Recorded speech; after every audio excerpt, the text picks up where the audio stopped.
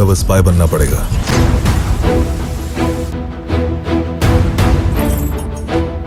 तुझे अपनी माँ, घर, काम, गांव।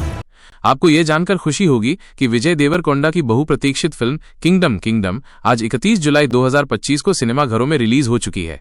ये फिल्म तेलुगु के साथ साथ तमिल और हिंदी में भी डब होकर आई है। यहाँ किंगडम साम्राज्य का एक विस्तृत हिंदी रिव्यू दिया गया है, जिसमें 2025 की रिलीज के संदर्भ में नए अपडेट और दर्शकों की शुरुआती प्रतिक्रियाएं भी शामिल हैं। किंगडम साम्राज्य मूवी रिव्यू 2025। विजय देवरकोंडा की किंगडम एक उच्च तीव्रता वाली स्पाई एक्शन ड्रामा है जो बड़े पर्दे पर एक्शन, भावनाओं और एक दमदार कहानी का मिश्रण पेश करती है। नेशनल अवार्ड विजेता गौतम तिन्नानुरी द्वारा निर्देशित यह फिल्म विजय देवरकोंडा को एक पुलिस कांस्टेबल सूरी के रूप में प्रस्तुत करती है, जो अपने खोए हुए भाई शिवा सत्यदेव की तलाश में एक गुप्त मिशन पर निकलता है। फिल्म में भाग्यश्री बोरसे भी महत्वपूर्ण भूमिका में है। कहानी। फिल्म की शुरुआत 1920 के दशक में ब्रिटिश भारत से होती है, जहां श्रीकाकुलम के तट पर रहने वाले लोगों पर ब्रिटिश सेना द्वारा अत्याचार किए जाते हैं। कुछ लोग भागकर श्रीलंका के एक द्वीप पर शरण लेते हैं। कहानी 70 साल आगे बढ़ती है, जहां सूरी विजय देवरकोंडा अपने भाई शिवा सत्यदेव की तलाश में श्रीलंका के जाफना के तस्करों के गढ़ में पहुंचता है। सूरी को पता चलता है कि उसका भाई ही उस तस्कर गिरोह का मुखिया है। फिल्म भाईचारे, विश्वासघात, संघर्ष और एक बड़े उद्देश्य के इर्द गिर्द घूमती है। Review points. विजय देवरकोंडा का प्रदर्शन। विजय देवरकोंडा ने सूरी के किरदार में शानदार वापसी की है। उनके अभिनय में तीव्रता और संवेदनशीलता दोनों देखने को मिलती है। एक सीधा सादा सिपाही हो या जेल में बंद कैदी, हर रूप में वे पूरी तरह से ढल गए हैं। उनका ये प्रदर्शन उनके पिछले कुछ प्रोजेक्ट्स के बाद एक मजबूत वापसी माना जा रहा है। सत्यदेव की भूमिका। सत्यदेव ने शिवा के रूप में अपनी भूमिका को बखूबी निभाया है। उनके और विजय के बीच के भावनात्मक दृश्य फिल्म के सबसे मजबूत पहलुओं में से हैं।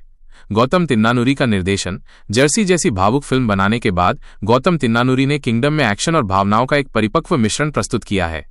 उन्होंने कहानी को कभी भी अत्यधिक नाटकीय या तमाशा नहीं बनने दिया। फिल्म का पहला भाग कहानी को अच्छी तरह से स्थापित करता है और दर्शकों को बांधे रखता है। कुछ दृश्य, विशेष रूप से बारिश में भाइयों का मिलन, बहुत खूबसूरती से फिल्माए गए हैं।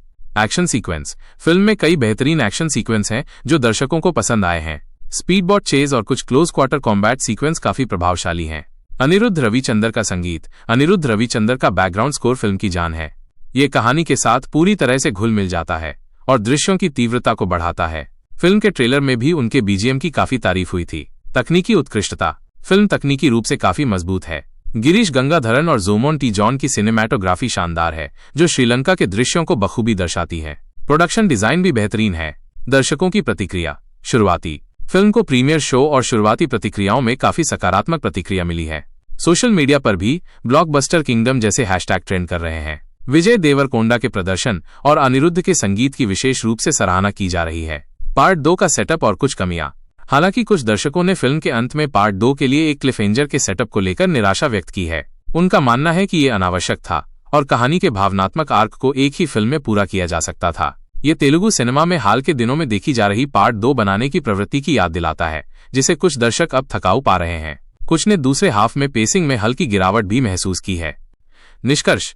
किंगडम एक महत्वाकांक्षी और दमदार स्पाई एक्शन ड्रामा है जो विजय देवरकोंडा के प्रभावशाली प्रदर्शन, बेहतरीन एक्शन और गौतम तिन्नानुरी के मजबूत निर्देशन के लिए देखने लायक है। हालांकि पार्ट 2 के लिए सेट किए गए अंत को लेकर कुछ मिली-जुली प्रतिक्रियाएं हैं, फिल्म निश्चित रूप से बड़े पर्दे पर एक रोमांचक अनुभव प्रदान करती है। ये विजय देवरकोंडा के लिए एक महत्वपूर्ण वापसी मानी जा रही है।